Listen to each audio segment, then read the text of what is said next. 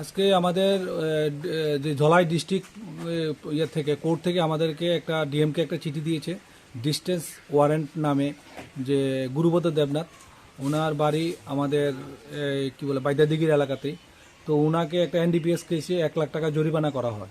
Accordingly ওনাকে আমি তৎক্ষণাৎ যখন চিঠি পাই সঙ্গে সঙ্গে ওনাকে ডেকে ওনাকে আমার এখানে যোগাযোগ করে ওনাকে খবর দিই। উনি যাওয়ার পরে ওনাকে আমি 7 দিনের টাইম দেওয়া হয়েছে।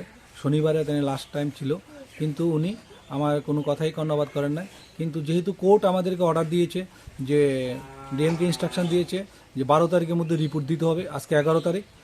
আমি আবার এসে ওনাকে বললাম যে উনি টাকার ব্যবস্থা করতে পারেন না, কিন্তু যে অ্যাজ পার কোর্টের অর্ডার মোতাবেক আমার ওনার জায়গা মোবাইল প্রপার্টি যা আছে সবগুলো প্রুভ করা অ্যাটাচমেন্ট করার জন্য আমাকে ইনস্ট্রাকশন দেওয়া হচ্ছে। তো অ্যাকর্ডিংলি আমি সেই নিরিখে ওনাকে 5টা পর্যন্ত টাইম দিলাম। 5টার সময় আমি আবার এসে তালা লাগিয়ে যাব।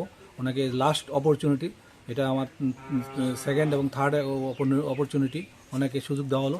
না পারলে তারপরে 5টার সময় আমরা এটা প্রুভ করে গালাসিল করে যাবো তাদের বাড়িঘর। আজকে 5টার মধ্যে ওনাকে আমি টাইম দিয়ে দিলাম এবং 5টার মধ্যে আমরা এসে তালা দিয়ে যাবো। 5টার মধ্যে উনি টাকা 1,00,000 টাকা জমা না দেয় তাহলে আমরা এই টাকা প্রুভ করে নেব। স্যার এটা কোন জায়গা? এটা সেই বাইদাদিঘি এলাকার নাম কসবা এলাকা বলে।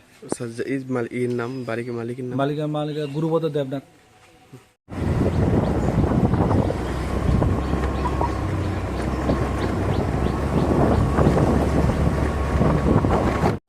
যদি 1,00,000 টাকা জমা দিয়ে কোর্টে জানা দিব, দেন আমি টাকা দেন, না নাকি আমি বাইরে যান, আমরা তালা দিয়ে দেয়।